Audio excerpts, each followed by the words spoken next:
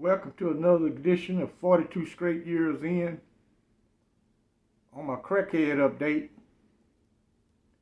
a lady came knocked on my door yesterday morning, and she had I think that's her grandson, and she come knocked on my door. I opened the door. She said, I smell gas up on the second floor, but she live on the first floor the same as I do. I'm asking myself, this lady ain't never been on no second floor. She live on the first floor. And I said, there's nothing in this building runs off of gas. It's all electric. The water heater, everything is electric. No gas here. Then what happened, she had seen my old lady had went and got in the car because she up moving around now walking. She had got in the car and drove off. So mysteriously, she show up at my door knocking. Then she said, where's your wife? I didn't even clarify that I don't have a wife. I said, well, she had to go take care of some personal business. She'll be back. Yeah, sometime I come visit you. I said, no, I don't want no visitors. I said, no one is coming inside this house. You know, these people here do not give up. You know, I don't know what their game plan is, but I haven't been nowhere.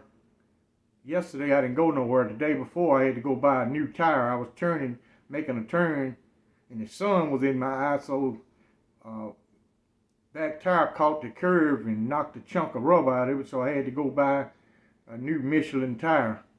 Every time I get some money, I gotta spend it on something, and that was $400. But they mounted it free. The tire was $396. That's what the owner's manual recommend. It comes from the factory with Michelin tires. And they expensive as hell. That's my crackhead update. I'll be out and about today. I got to go run a couple errands.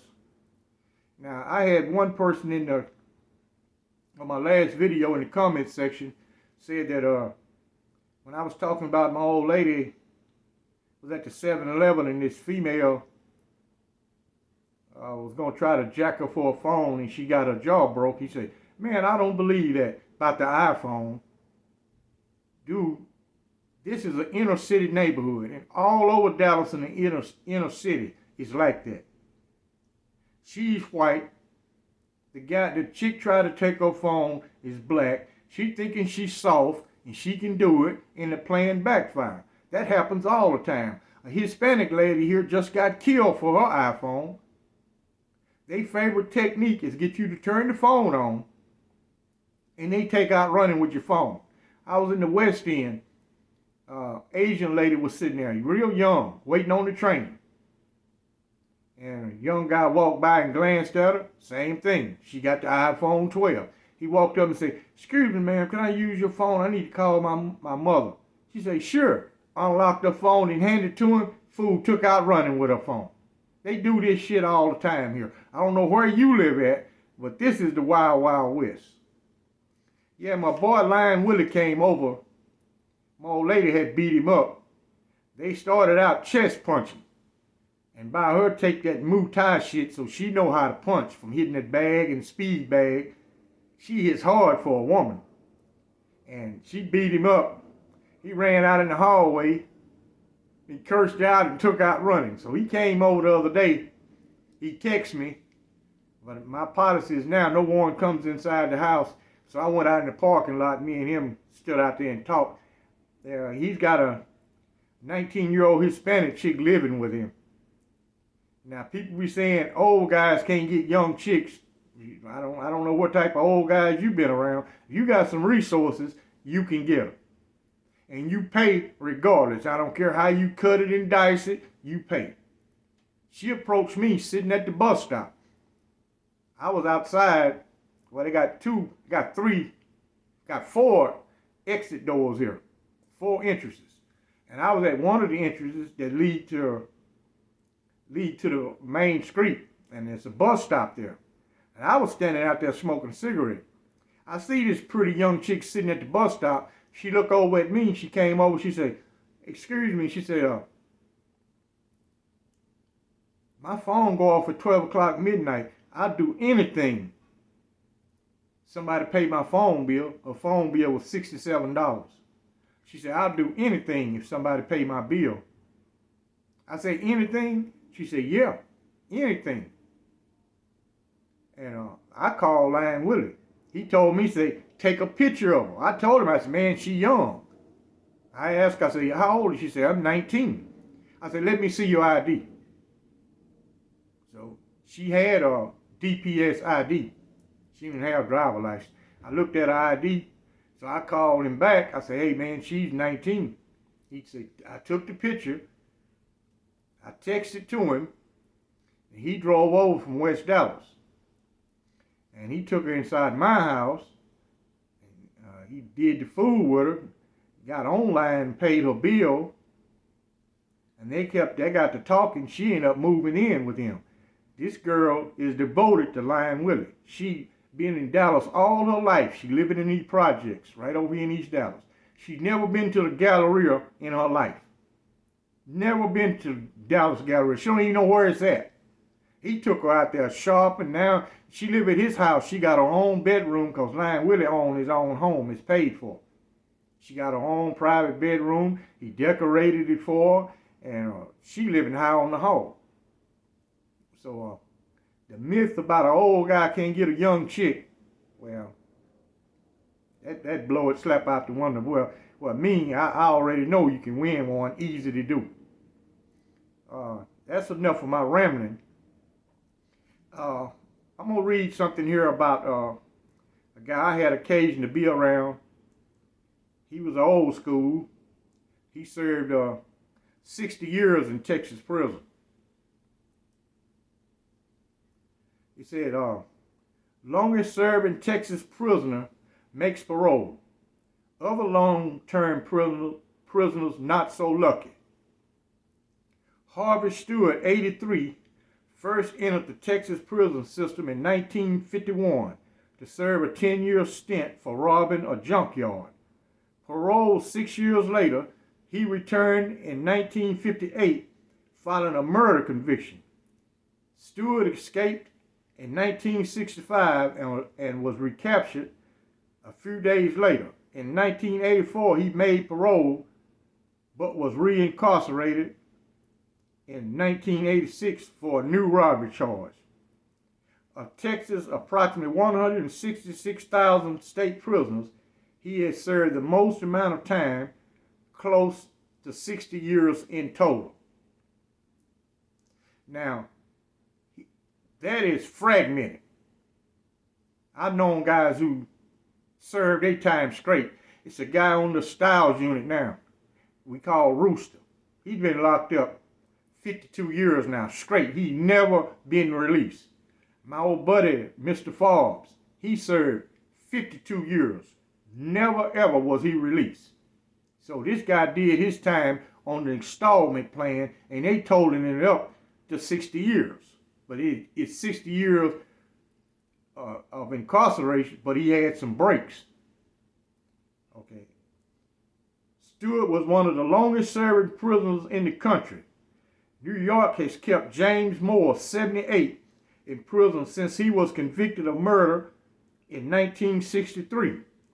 California prisoner Booker Hillary, 82, was first convicted of rape in 1955, then returned to prison in 1962 after being convicted of murder while on parole. Norman Parker, Florida's longest serving prisoner, has been behind bars since 1967.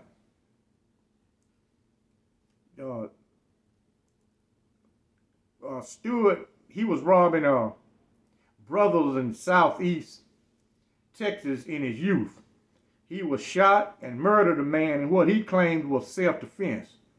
But he doesn't romanticize about the consequences of his criminal past.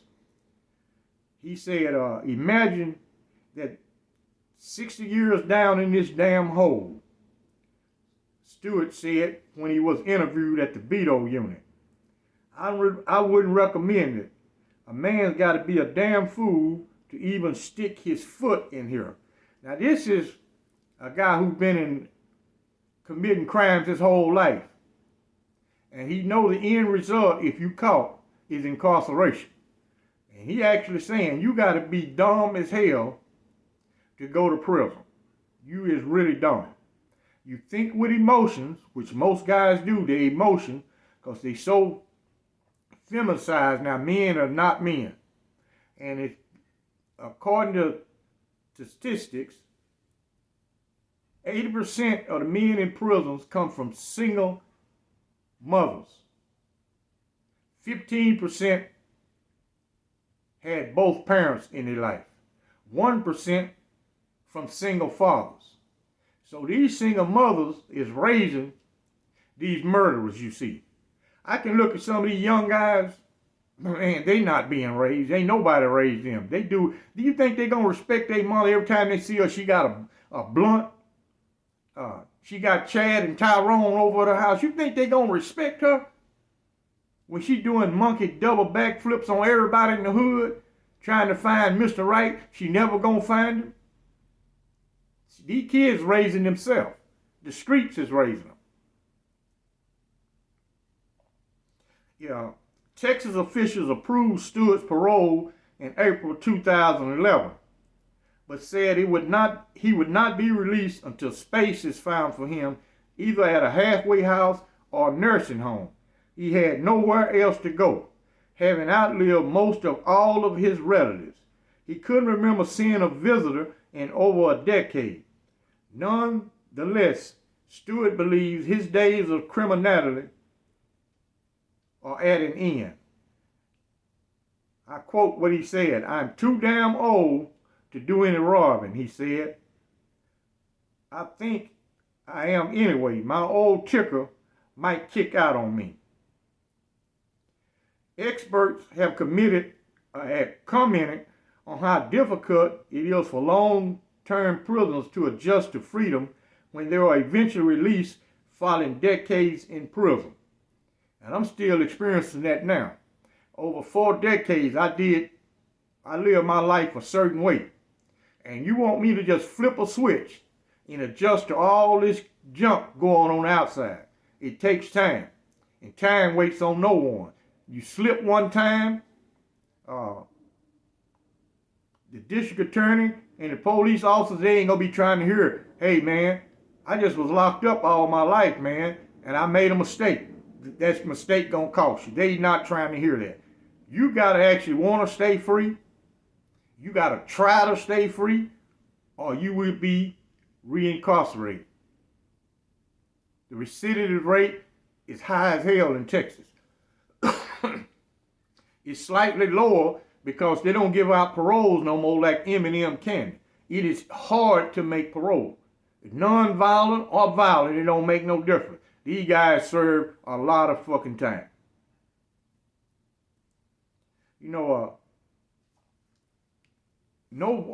I look at it from a mathematical standpoint. For every 10 years a guy was incarcerated, he needs 6 months to readjust to the outside world. 10 years incarcerated, 6 months. 20 years, 1 year in increments. Now, who's going to give you 6 months free room and board and help you adjust to society? Most of these guys they're not technology smart, because a lot of them don't participate in the education programs in prison, even though they got computer labs, but everything has a screen attached to it. In order to, sometimes to be in a computer class, you got to be enrolled in college. And they'll take a computer class. But what about the regular inmates who's sitting in these day rooms out on the rec yard? He don't get a chance. I know some guys, man, they don't even know how to turn a smartphone on. They've been locked up so long, they don't know how to they don't know how the first thing about it. And everything out here now is basically did online. If he go to self-checkout, he wouldn't know how to go to Walmart and go through self-checkout. And it's so simple. It's simple to you because this is everyday activity for a person on the outside. But a man been incarcerated 30 or 40 years, That's not everyday activity to him. It's they got computers in the prison system, but he didn't have access to it, so he don't know how to use it. So these guys are not prepared for the outside. It's a total nightmare. Sometimes I go down by the Greyhound bus station and I'll park over at McDonald's and walk over to the Greyhound. Because parking is so limited downtown Dallas. It's hard as hell to find a parking space. And you can look, I look at those guys. You see fear in some of them.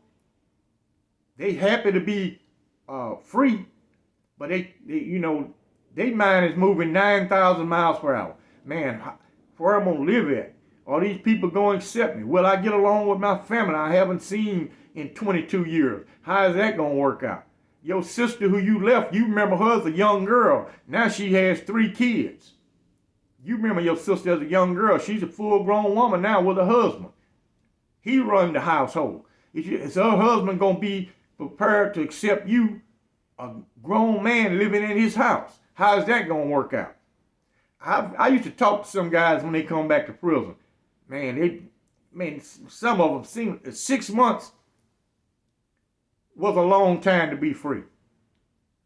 Recidivism rate used to run about 66% return to prison within the first 3 years. 66% return to prison. I would ask guys, man, you had 75 years, man, you did 25. You didn't stay out but 9 months, man. What happened? I'd always want to know what happened, because I might be faced with that same situation and I know how to deal with it. And all of them agreed on one fact. You gotta have a place to live. That's one of the keys to remaining free, to keep from violating your parole or returning to prison if you served all your time. And most people go to an environment that's not stable. If you've been through all that hell in prison, you be saying, hey, I can deal with it out here. Which out here is way more complicated than inside of prison. Prison life really is simple. Once you learn all the little pitfalls and the tricks to being incarcerated, ain't nothing but a piece of cake in there. The routine rarely changed. It's a monotonous lifestyle. It's extremely regimental. Once you get used to the routine, it's nothing to it. And also it depends on how you be able to get along with the other inmates. You got to worry about the inmates way more than you do the guards, because they can make your life miserable while you serving your stretch. If you can't get along with other men, you're going to be in close proximity with a lot of people from different backgrounds. Sex deprived, high testosterone, guys who are mad at the world, think the world owe them something, and will take it out on you in a heartbeat. You're going to have to learn how to deal with these dudes. You're going to have to learn what you can say, what not to say. You're going to have to learn how to move, how to stay under the radar, when to become a reactionary. Because it varies from prison to prison on how you're going to do your time. Y'all come follow me over on Patreon. And man, I got to do my Patreon video as soon as I finish this one. And I have total different content over on Patreon, because due to the guidelines over here, there's a lot of things you can't say. You can say it, but you'll receive a strike. And the link will be in the description. And I appreciate y'all watching. Like and subscribe. Y'all have a good day.